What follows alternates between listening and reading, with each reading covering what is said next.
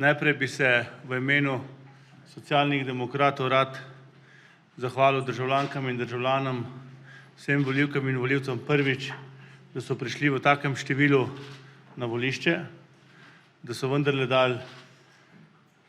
tej demokratičnem procesu neko težo. Drugič, v imenu Socialnih demokratov bi se rad zahvalil za vse glasove, ki smo jih v teh dneh danes dobili, in pa seveda zahvalil bi se še enkrat vsem kandidatkom in kandidatom Socialnih demokratov, vsem članom, simpatizerjem, ki so ta mesec trdo delali. In tretje, kar bi rad povedal, da bi vsem čestital, vsem strankam,